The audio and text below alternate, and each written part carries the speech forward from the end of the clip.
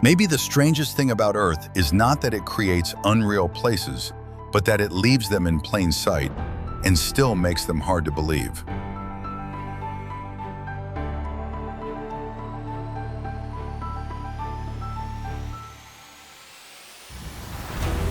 Across this planet, there are landscapes so improbable in shape, scale, and atmosphere that they seem to belong less to geography than to imagination, as if reality itself had briefly drifted into something stranger. It begins in the Atacama with Mano del Desierto, where an enormous hand rises from empty desert as if the earth itself were trying to break the surface, turning an already unforgiving landscape into something even more disorienting, part sculpture, part hallucination, part warning in the sand. Then the silence deepens in Hutuan, where an entire village is being absorbed by green growth, its walls, stairways, and rooftops slowly disappearing beneath vines until architecture no longer feels built, but reclaimed, as if nature had decided to erase the border between settlement and wilderness. And then the scale shifts completely in the Nazca Lines, where the ground becomes a canvas of immense geometric forms and animal figures so large, so deliberate, and so difficult to read from the surface that the landscape stops feeling like scenery and starts feeling like a message left behind for the sky.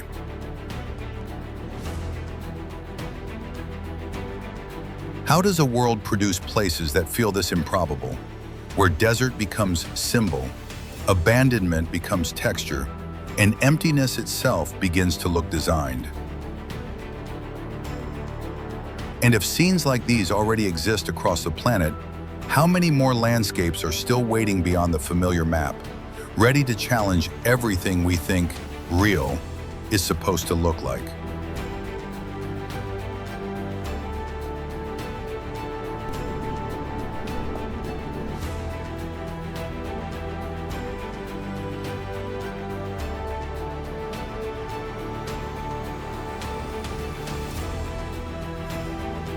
Come with us as we explore 50 of the most unreal landscapes on Earth, places so strange in scale, form, and atmosphere that they do not just impress the eye, they force the imagination to catch up.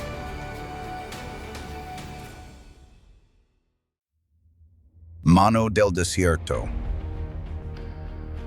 An enormous human hand seems to be forcing its way out of an empty desert plain, turning silence and open sand into something that feels half monument, half warning.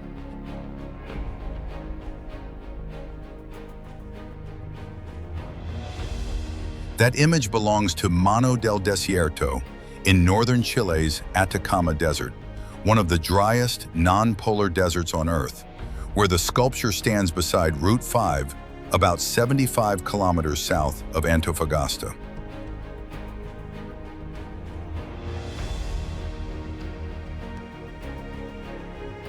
Created by Chilean sculptor Mario Irarrázaval and inaugurated in 1992, the work rises roughly 36 feet and was built with concrete over a metal framework, giving it the blunt permanence of something that looks less installed than unearthed.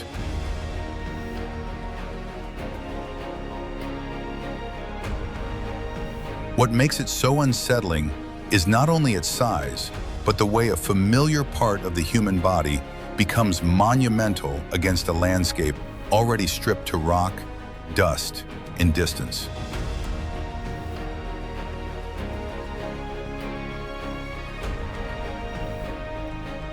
The desert does most of the storytelling here because there is almost nothing nearby to soften the illusion, so the hand reads less like public art than like a signal left behind in a place too vast to answer it.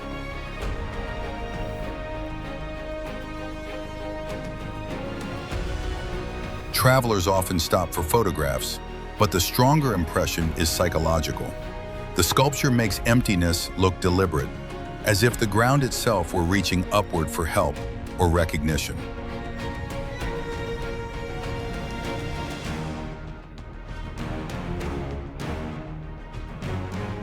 In a region already defined by dryness, distance, and exposure, Mano del Desierto works because it does not compete with the desert around it. It lets the desert become stranger.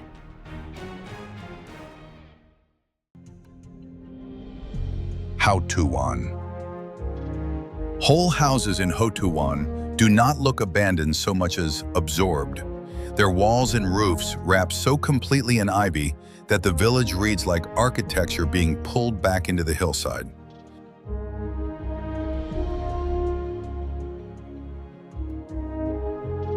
The settlement lies on Shengshan Island in the Shengsi Archipelago, east of Shanghai, where steep terrain and isolation once made daily life harder than the scenery suggests.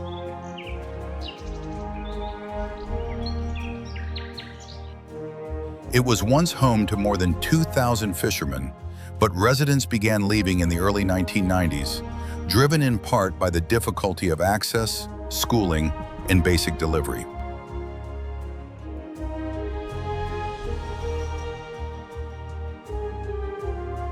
That history matters because Houtuan does not feel destroyed. It feels quietly surrendered, with brick houses and narrow footpaths left in place long enough for vegetation to overtake them.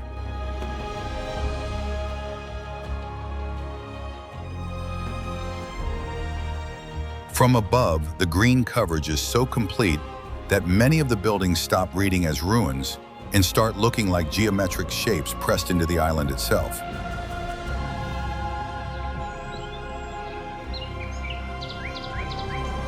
Up close, windows, door frames, and stairways still reveal the discipline of human construction, but every edge now competes with leaves, shadow, and damp growth.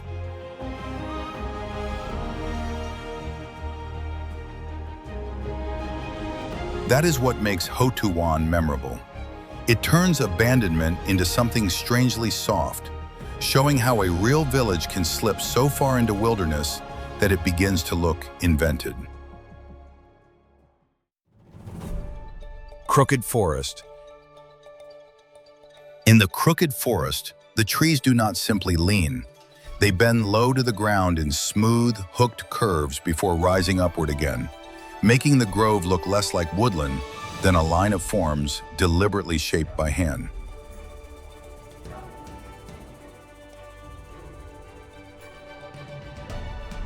This small stand of Scots pines lies near Nowe Czarnowo, close to Gryfino in northwestern Poland, where the bent trunks stand out even more sharply because the surrounding pines grow straight.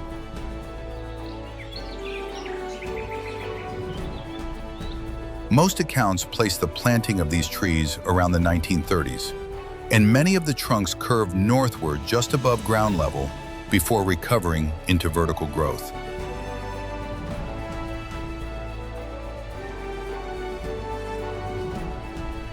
What keeps the place so compelling is that no explanation has ever been confirmed, although one long-standing theory suggests the trees were intentionally trained for naturally curved timber, possibly for furniture or boat building.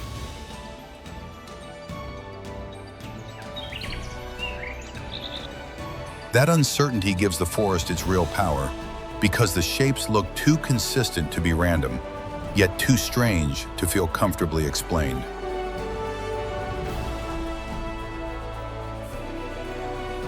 The crooked forest feels unreal, not through color or scale, but through repetition and precision, turning an ordinary pine grove into something that looks as though nature and human intention were interrupted halfway through the same design. Nazca Lines. Across the dry plains of southern Peru, the ground itself begins to look intentional, marked by immense lines and figures so large that the desert stops feeling like scenery and starts feeling like design.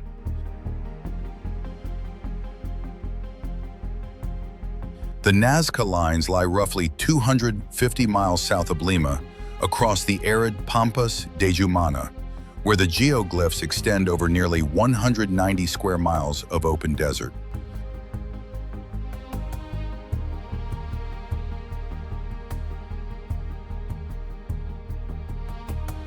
Most were created between about 500 BC and 500 AD, leaving behind a landscape of animals, plants, spirals, straight lines, and geometric forms that still raise one of archaeology's most persistent questions.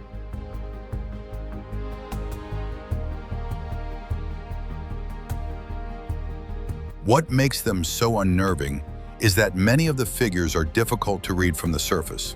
Yet from the air, they suddenly resolve into shapes that seem too deliberate, too large, and too controlled for casual ground markings.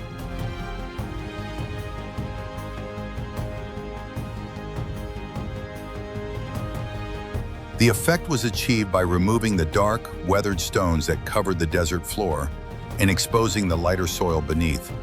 A simple method that turned emptiness into image.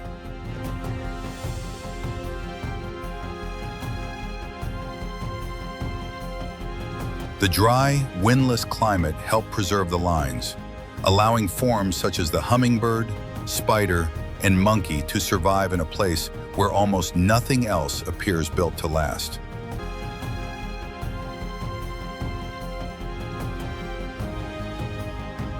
The Nazca lines remain so powerful because they do not overwhelm through height or motion, but through scale and intention, making bare desert look as though it was arranged for a viewer far above the human eye.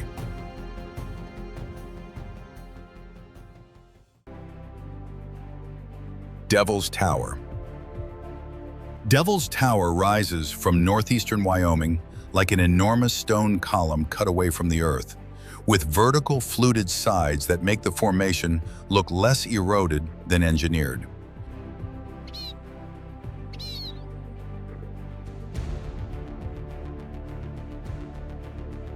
It stands about 867 feet above its base and 1,267 feet above the Belle Fourche River, and the National Park Service identifies it as the world's largest example of columnar jointing.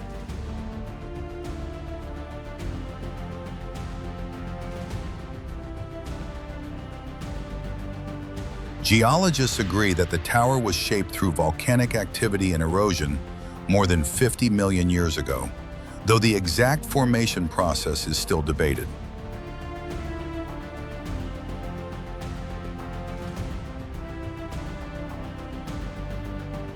That uncertainty adds to its force, because the rock looks too singular and too sharply ordered to feel like an ordinary outcrop rising from open country.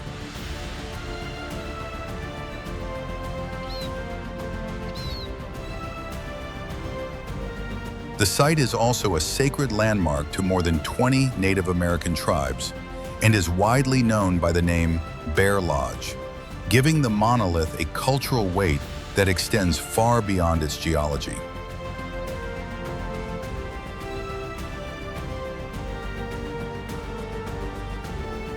Devil's Tower became America's first national monument in 1906, and it remains memorable not simply for its size, but for the way it makes solid stone appear as if it were shaped according to a logic more precise than the landscape around it.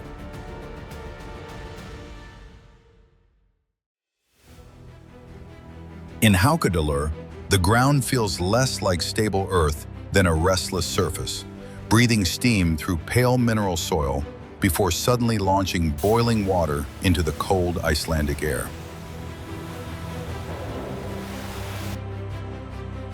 This geothermal valley in southwest Iceland is filled with hot springs, fumaroles, and sulfur-stained earth, giving the entire landscape the look of a place still being shaped rather than one that has fully settled.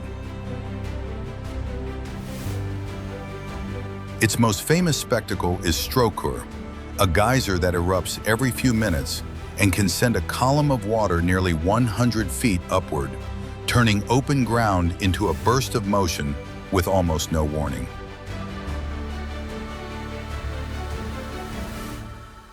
Nearby stands Great Geyser, the mostly dormant spring whose name passed into English itself, giving this valley a strange importance not only in geology, but in the language people use to describe the Earth's hidden force. What makes Haukadalur feel so unreal is the contrast between the valley's wide, exposed stillness and the violent pressure constantly gathering just below its surface, where heat and water remain locked in an endless cycle of buildup and release. It does not overwhelm simply through size, because the real power of Haukadalur comes from watching an ordinary stretch of land behave as if the planet beneath it has never fully gone quiet and may at any moment remind you that it is still very much alive. In Waitomo, the darkness does not feel empty at all, because the cave ceiling fills with thousands of blue lights until the chamber begins to resemble a night sky hidden beneath the earth.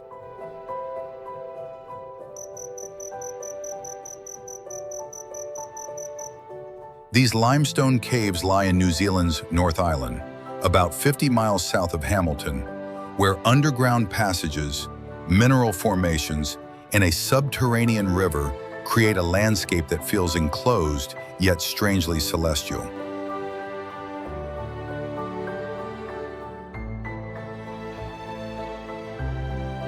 The caves were first explored in 1887 by Maori chief Tane Tinarau and English surveyor Fred Mace, who entered by raft and candlelight and found the glowworm grotto shimmering above the water.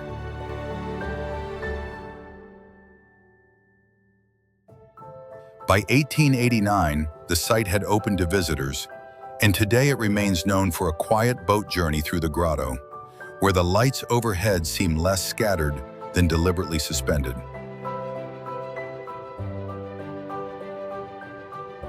What makes Waitomo feel so unreal is the contrast between the cave's black stillness and the delicate brightness above, as if an ordinary rock chamber had somehow developed its own living constellation.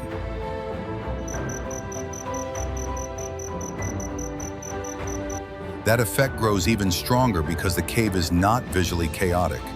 Its darkness simplifies everything, leaving the eye to register only water, stone, and a ceiling that appears almost too luminous to be biological.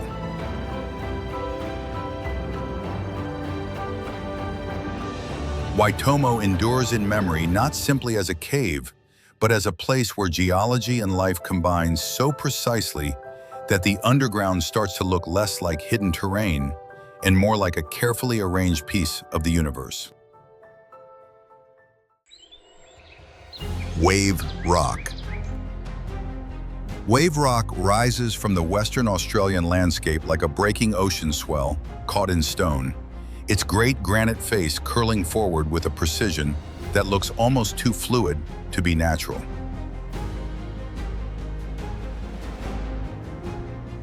Set near Hyden in the Wheatbelt, this formation is the northern face of Hyden Rock, an ancient granite outcrop that stands apart from the surrounding plain with the isolation of something deliberately placed there.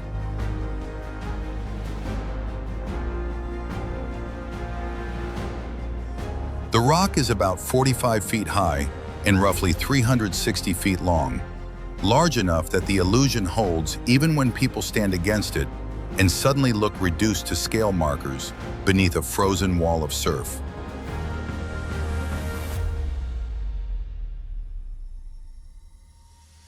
What makes it so convincing is not only the curve itself, but the vertical streaking across the surface, where gray, rust, yellow, and brown bands make the stone look as if water had only just begun to slide down it.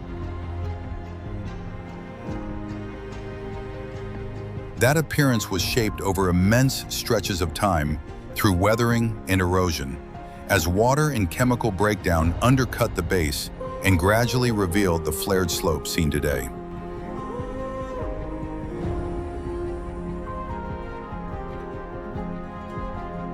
The result feels unreal because it takes one of the most familiar shapes on Earth, a crashing wave, and recreates it in one of the driest visual settings imaginable, where no ocean is anywhere in sight.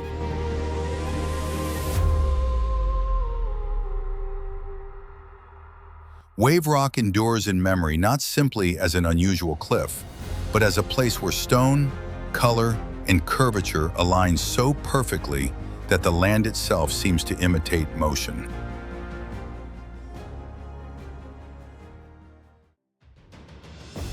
At Giant's Causeway, the shoreline no longer looks shaped by waves alone, because the coast suddenly breaks into tightly packed stone columns that resemble a pavement assembled with almost unnatural precision.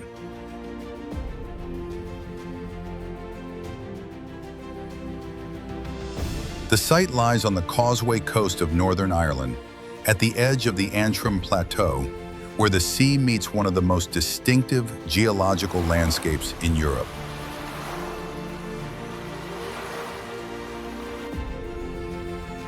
More than 40,000 basalt columns are exposed here, many of them polygonal and strikingly regular, giving the formation a visual order that feels closer to design than erosion.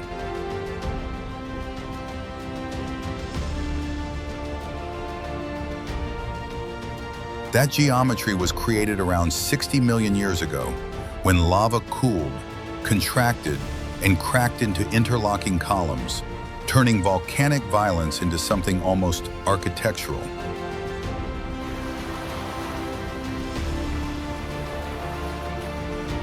Its appearance became so memorable that it inspired the old legend of giants crossing the sea toward Scotland, a story that survives because the stones themselves seem too deliberate to belong entirely to chance.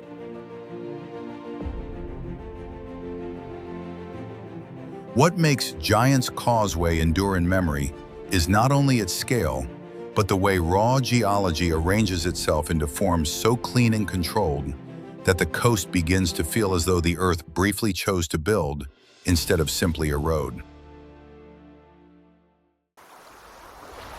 Moeraki boulders. On Coa Cohi Beach, the shoreline seems to fill with giant stone spheres, so smooth and so complete that they look less like scattered rocks than objects set down by design.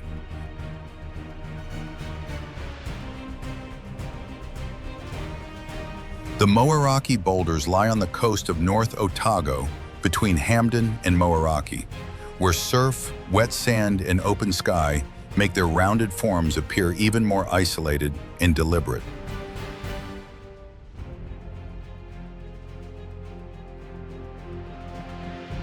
What gives them their power is their geometry, because many of the boulders are strikingly spherical in a setting where the surrounding cliffs and beach feel loose, flat, and eroded.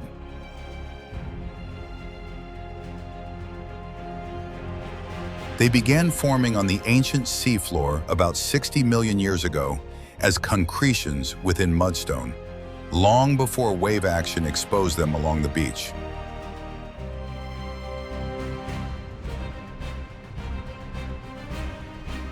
Some are split by deep cracks filled with yellow calcite, which makes the stone look less solid than pressurized, as if each boulder had formed around some hidden force trying to break outward.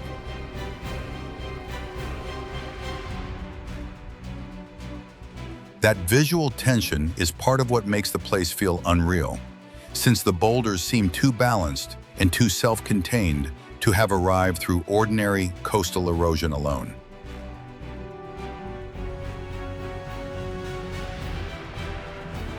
Maori tradition gives them another layer of meaning, describing them as the petrified cargo of the wrecked Arai Te Uru canoe washed ashore on this coast.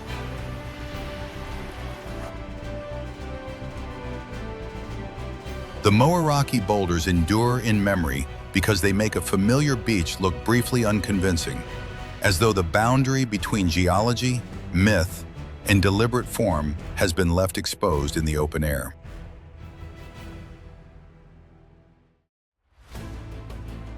The wave looks like a sandstone swell frozen in mid-break, with red, gold, and cream bands flowing through the rock so cleanly that the desert begins to resemble moving water.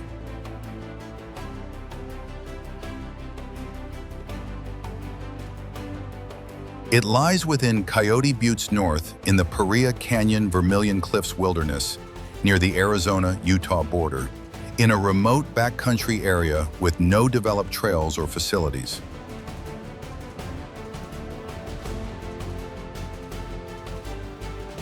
What gives it such an unreal presence is the colorful banding of the Navajo sandstone, where mineral staining and erosion have left the surface looking less carved by time than drawn with deliberate precision.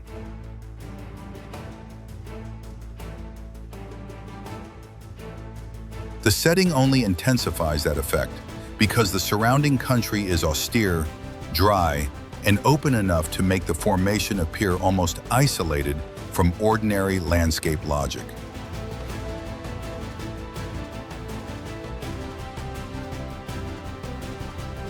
The area is also fragile enough that the Bureau of Land Management limits access through a permit system, a reminder that this famous view survives partly because so few people are allowed to reach it at once.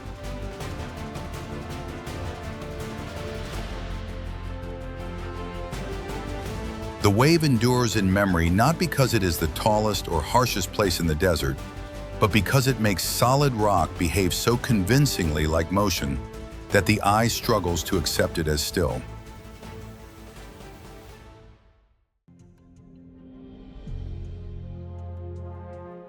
Across central Bohol, the land rises into hundreds of smooth, near-symmetrical mounds, making the countryside look less like ordinary terrain than a pattern repeated with almost unnatural discipline.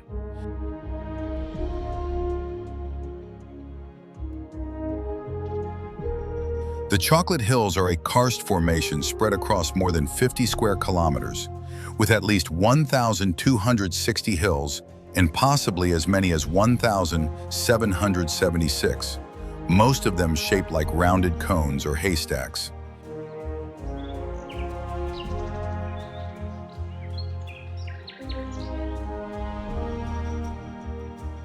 Their surfaces stay green in the wetter months, but during the dry season the grass turns brown, and that sudden shift in color is what gives the landscape its famous name.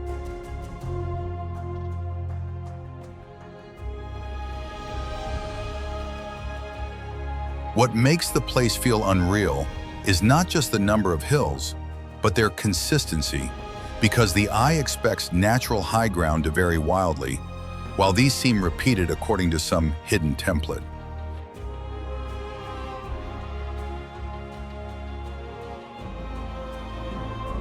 Geologists describe them as limestone remnants shaped through long erosion and uplift, a slow process that left behind forms so clean and evenly spaced that they can look almost manufactured from a distance.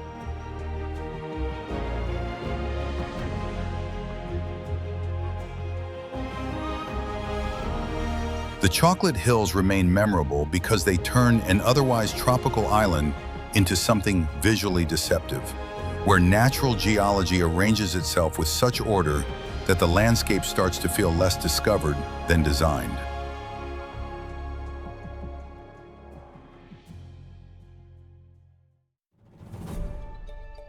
In spring, Mount Yoshino does not look merely covered in blossom, but washed in layers of pale pink and white that spread across the mountain like a soft moving cloud caught in the trees.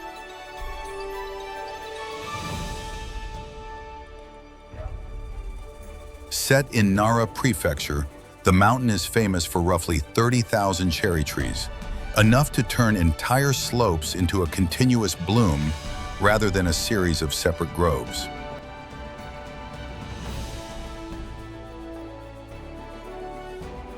What makes the scene feel so unreal is the way the flowering rises in stages, from the lower to the upper sections.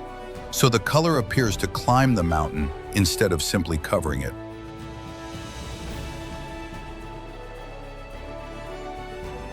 That layered effect is tied to Yoshino's long history, because people have planted and cultivated cherry trees here for centuries, and the blossoms became closely linked with pilgrimage and mountain worship.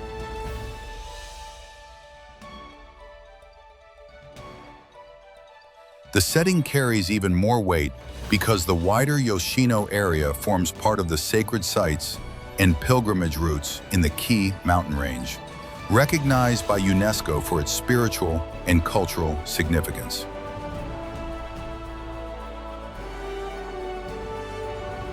From a distance, the dark, evergreen forest behind the blossoms makes the pink bands look even less natural, as if the mountain had been painted in horizontal waves of color rather than allowed to bloom on its own. Mount Yoshino endures in memory because it turns an entire mountain into something visually delicate yet immense, where real forest, sacred history, and seasonal color combine so completely that the landscape begins to look imagined.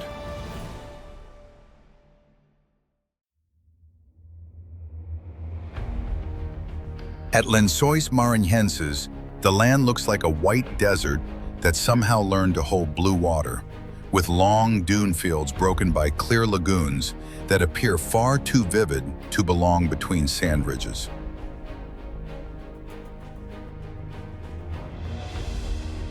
The park lies on the northeastern coast of Maranhão, where more than half of the protected area is made up of white coastal dunes shaped by wind into broad, repeating waves across the landscape.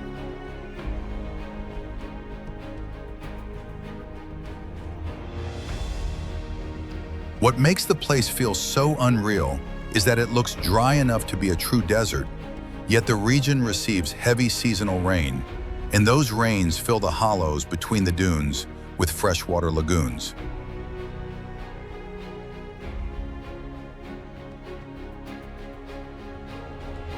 The effect is strongest after the rainy season, when the lagoons reach their fullest and the white sand begins to look less like a shoreline than a giant sheet folded around pools of glass.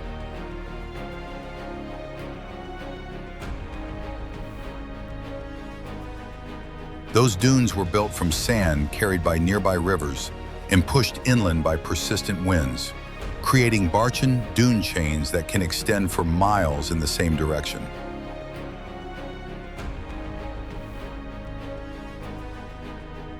Some of the pools are temporary and some remain longer, but together they create a landscape that seems to ignore the visual rules people usually associate with deserts.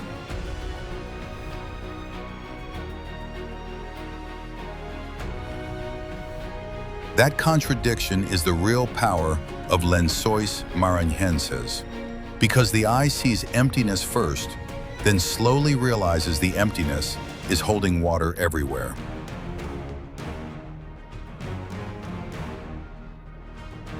It stays in memory not simply as a field of dunes, but as one of those rare places where wind, rain, and light combine so precisely that the earth begins to look as if it were designed to challenge belief.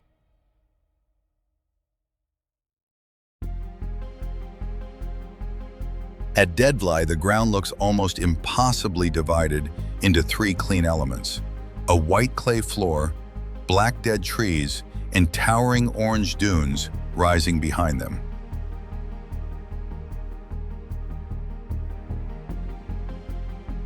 Set within Namib Naukluft National Park near Sossusvlei, this dry pan feels less like an ordinary desert basin than a scene stripped down to color, contrast, and silence.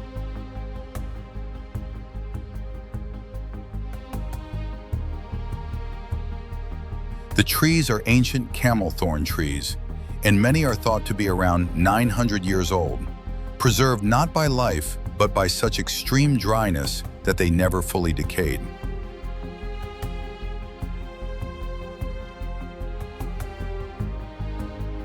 Deadvlei formed when the Sauchab River once flooded this area, allowing trees to grow before shifting dunes eventually blocked the water and cut the basin off from its source.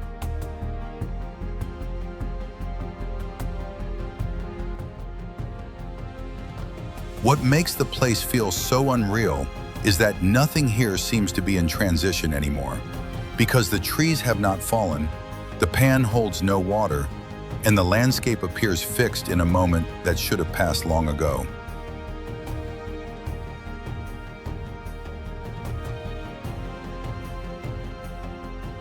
From a distance, the dark trunks look almost like burned figures standing on a blank stage, while the immense dunes behind them make the emptiness feel even more deliberate.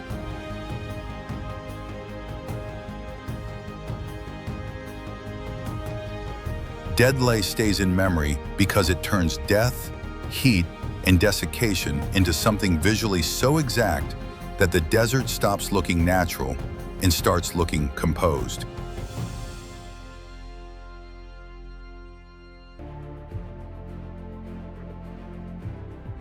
At Pamukkale, the hillside looks almost impossible at first glance because bright white terraces spill downward like frozen water or snow that somehow never melts.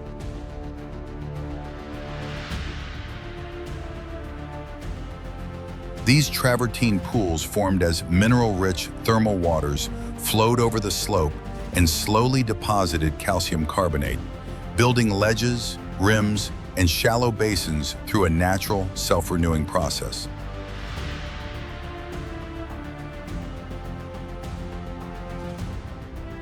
Set in western Turkey, near the ancient city of Hierapolis, the site combines warm, aquamarine pools with a surface so pale and smooth that the entire landscape can look more like sculpted material than exposed ground.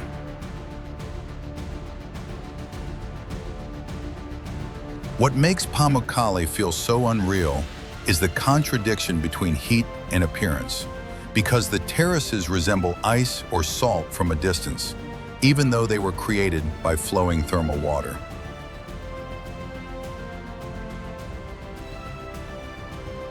That beauty is also unusually fragile, which is why visitor access to the travertine terraces is restricted in order to protect the water flow, color, and structure that give the formation its famous look.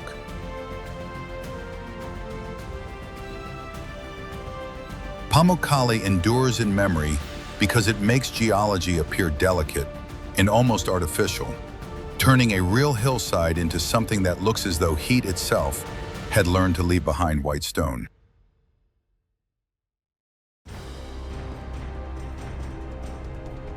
At Salar de Uyuni, the earth seems to give up texture altogether, spreading outward in such perfect whiteness and flatness that the horizon begins to look detached from the ground beneath it.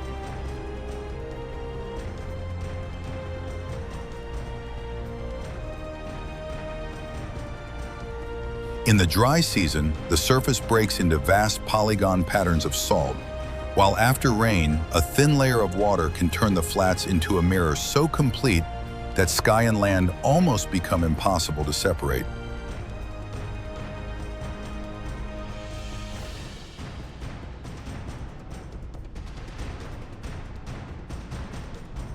Set high on Bolivia's Altiplano at nearly 12,000 feet, Salar de Uyuni covers about 4,085 square miles, making it the largest salt flat on Earth.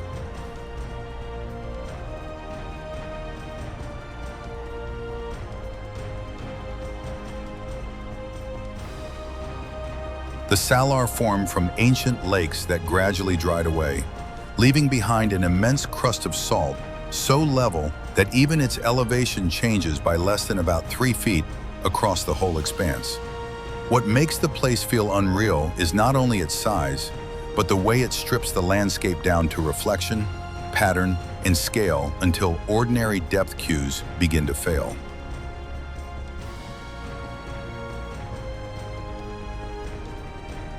Salar de Uyuni stays in memory because it does not overwhelm through cliffs or color, but by making the world look so clean, so symmetrical, and so visually unstable that reality itself seems briefly flattened into light.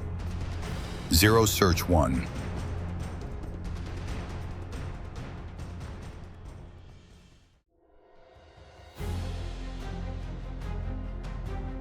Along the coast of southern Victoria, the sea seems to have left behind the ruins of something enormous, with tall limestone stacks rising from the surf like pillars abandoned in open water.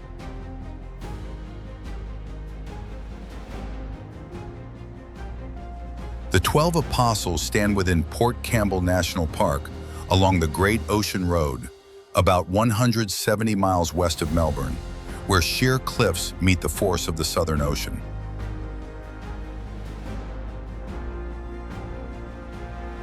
What makes the scene feel unreal is the contrast between the softness of the surrounding beach and the severity of those isolated columns, which look too vertical and too self-contained to belong to an ordinary shoreline.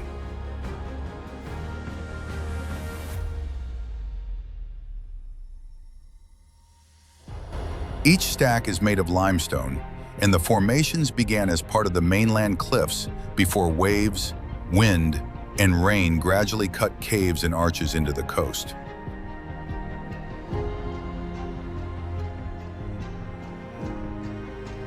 When those arches finally collapsed, they left behind the freestanding pillars seen today, turning erosion into something that looks almost architectural.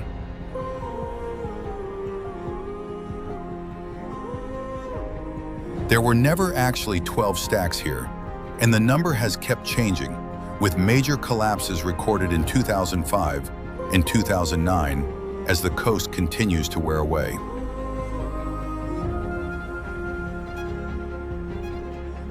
That instability is part of their power, because the apostles do not feel permanent at all. They feel like a landscape caught in the middle of its own dismantling.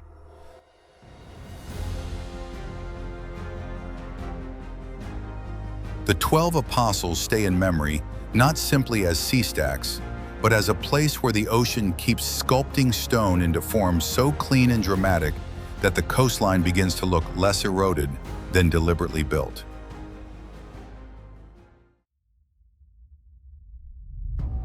In the Danakil Depression, the ground can look less like desert than chemistry made visible, with neon pools, salt crusts, and sulfur-stained surfaces spread across one of the harshest landscapes on Earth.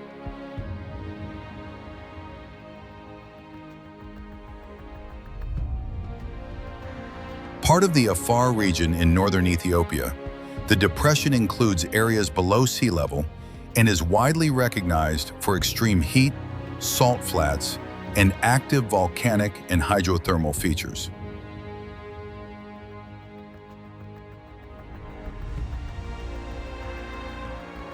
Its most unreal scenes appear around Dalal, where hot brines rise through salt and sediment, leaving behind bright yellow, orange, green, and white deposits that can look more synthetic than natural.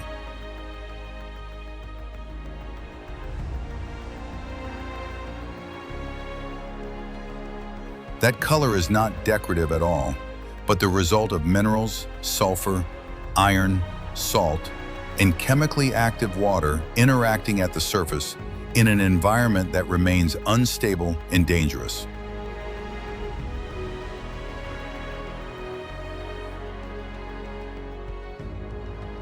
What gives the Danakil Depression its real force is the contradiction between its flat openness and the violence hidden within it. Because beneath that exposed horizon lie heat, toxic conditions, and a crust that can conceal boiling or acidic water.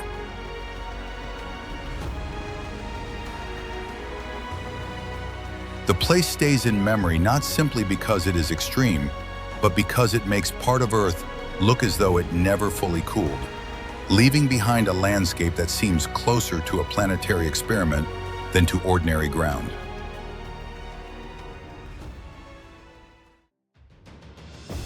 At Caño Cristalis, the riverbed does not simply reflect color, it seems to generate it, turning clear water into streaks of red, yellow, green, blue, and black that make the channel look more painted than natural.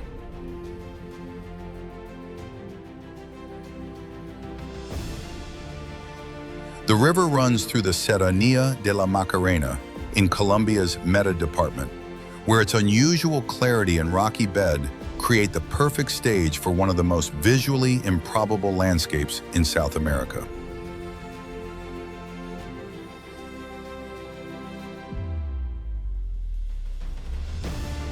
What gives it that unreal appearance is an aquatic plant known as Macarenia clavigera, which turns vivid red under the right combination of sunlight, water level, in seasonal conditions.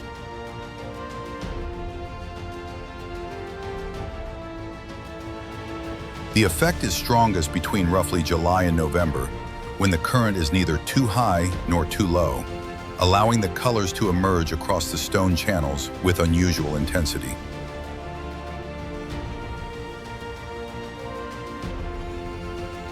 What makes Caño Cristales so striking is that nothing here depends on height or scale alone, because its real force comes from seeing an ordinary river behave as if color itself were flowing through it.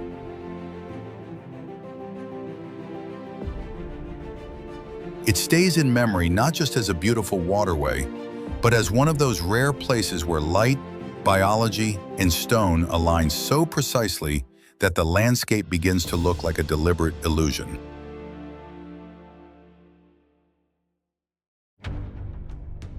At Tonlé Sap, the water never feels fixed because the lake expands so dramatically in the wet season that the landscape begins to look less like a shoreline than a world in motion.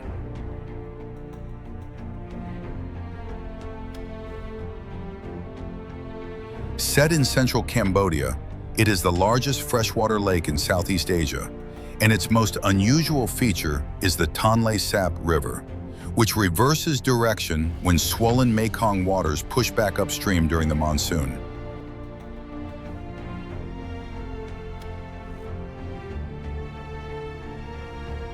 That reversal can enlarge the lake from about 1,050 square miles to around 4,000 square miles, transforming forests, floodplains, and settlements into a seasonal water landscape of extraordinary scale.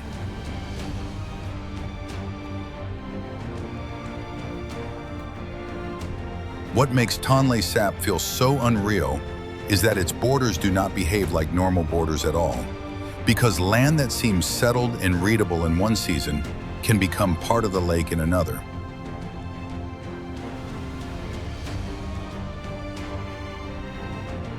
This flood pulse also sustains one of the region's richest ecological systems, which is why UNESCO recognizes the Tonlé Sap Biosphere Reserve as globally significant for both biodiversity and human livelihoods.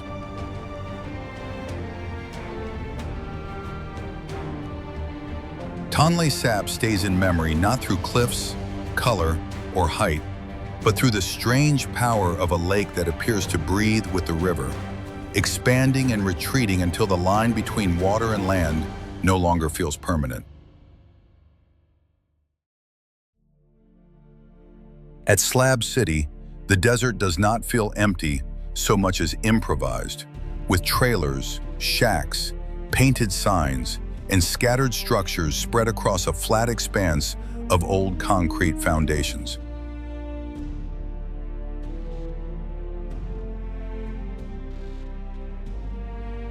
The settlement sits in California's Sonoran Desert near Nylon, on the remains of former Marine Corps Camp Dunlap, a World War II artillery training base dismantled in the 1950s, but never fully erased.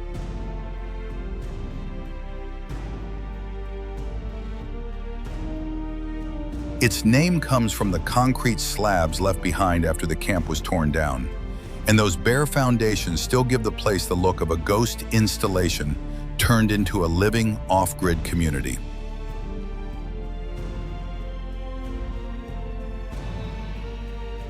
What makes Slab City feel so unreal is the contrast between its harsh emptiness and the stubborn signs of human invention. Because almost everything here seems temporary, yet the place has endured for decades.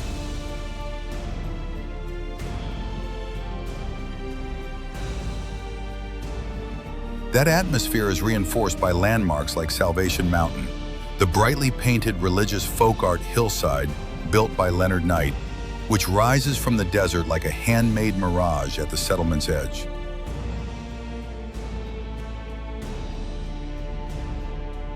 Nearby, the open-air art site East Jesus pushes that same feeling further, filling the sand with sculptures and salvaged materials that make the landscape feel less settled than continuously invented. Slab City is often described as the last free place. And whether that sounds utopian or unstable depends on the viewer, because there is no formal city structure to soften the rawness of the environment.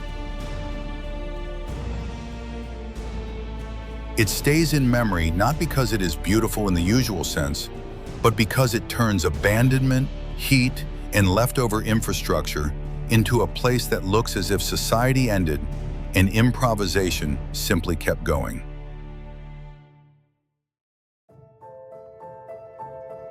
In Jellyfish Lake, the water does not look empty at all because it fills with drifting golden bodies until the lake begins to resemble a living sky turned upside down.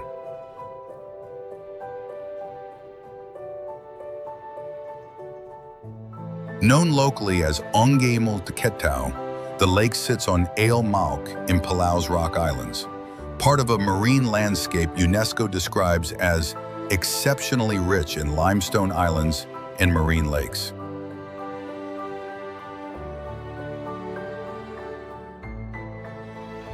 What makes the place feel so unreal is that millions of golden jellyfish move across the lake in a daily migration that follows the arc of the sun.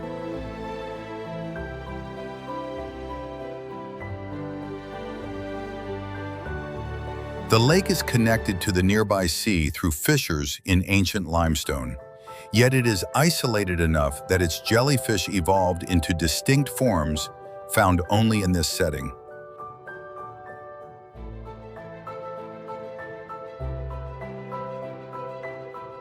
That isolation also helps explain why swimming here feels so improbable, because the golden jellyfish have such reduced stinging power that people can move among them far more safely than they could in open ocean waters.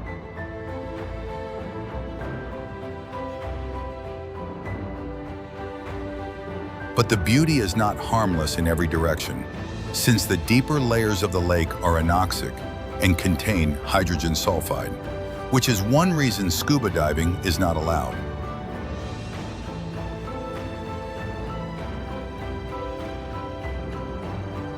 Jellyfish Lake stays in memory because it turns a quiet tropical basin into something visually impossible, where isolation, sunlight, and evolution combine so precisely that an ordinary body of water starts to feel like a self-contained world.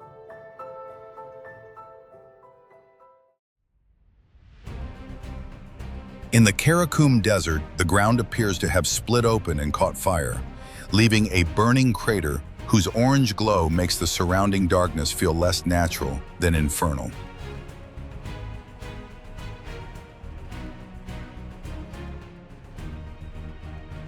Known as the Darvaza gas crater, it lies roughly 160 miles north of Ashgabat and has burned continuously since the early 1970s.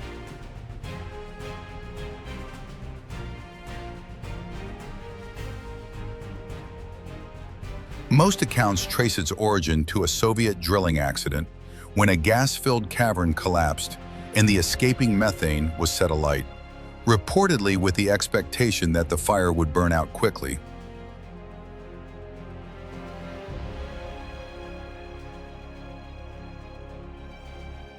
Instead, the crater kept burning for decades, reaching roughly 230 feet across and about 100 feet deep, large enough to feel less like a pit than a wound in the desert floor.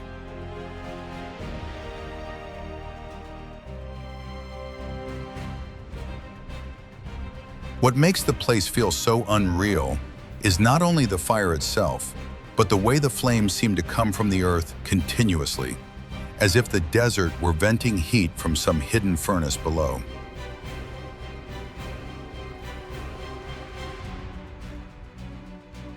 The effect grows even stronger at night when the crater throws light across an otherwise empty expanse of sand and turns a remote industrial accident into something that looks almost mythic.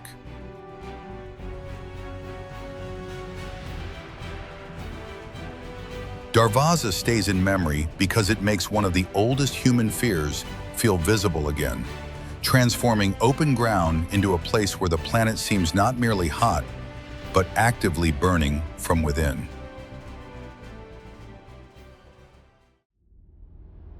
From the air, the Palm Islands look less like coastal development than a symbol imposed on the sea, with fronds, a trunk, and a crescent arranged so deliberately that the shoreline begins to read like graphic design.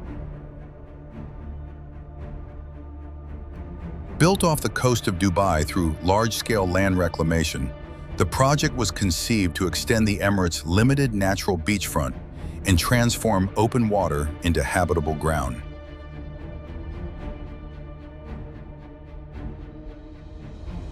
The most famous of them, Palm Jumeirah, took shape from dredged sand and rock and was designed as a stylized palm tree, complete with a trunk, 16 residential fronds, and a crescent breakwater surrounding the outer edge.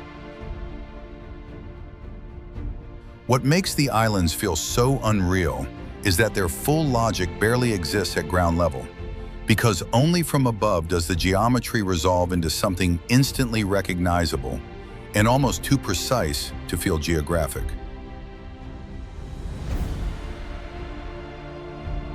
That effect is strengthened by the contrast between the organic shape being imitated and the engineering required to hold it in place, turning sand, rock, and water circulation into part of the visual illusion itself. The project also carries a less glamorous layer, since environmental reporting and later studies have raised concerns about altered currents, coastal erosion, and stress on nearby marine ecosystems. Even so, the image remains powerful because the islands make one of the oldest natural boundaries on Earth, the coastline, look as though it can simply be redrawn by intention.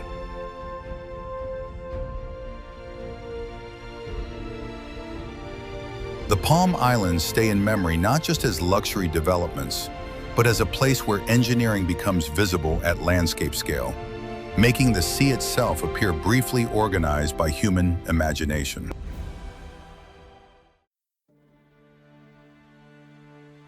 On Socotra, the landscape can look less like an island than a fragment of some separate biological world, where dragon's blood trees spread dense umbrella crowns above bare stone in dry air.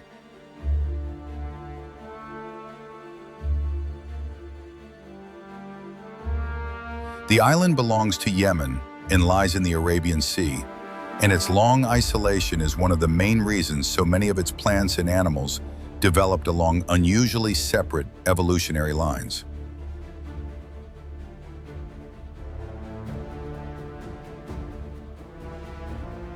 UNESCO describes the Socotra archipelago as globally important for biodiversity, noting 825 plant species, with 307 of them endemic.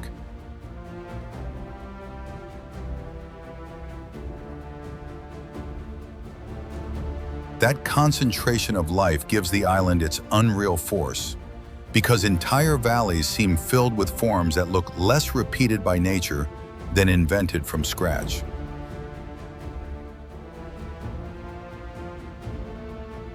The most famous of those forms is the dragon's blood tree, whose broad, upward-reaching canopy looks almost architectural, and whose red sap gave the species its name.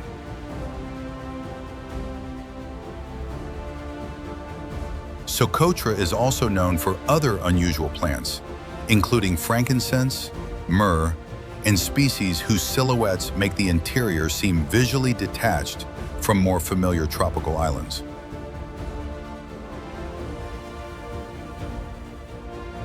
What makes the island so striking is that the ground itself is often sparse and exposed, which leaves those strange trees standing in clean isolation against rock, plateau, and sky.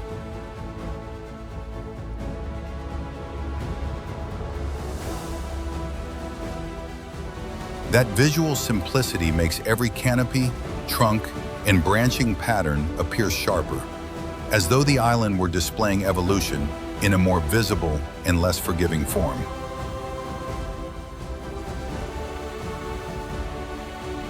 The effect is powerful enough that Socotra is often treated as one of the clearest, real examples of a place on Earth that seems to belong to a different age of life.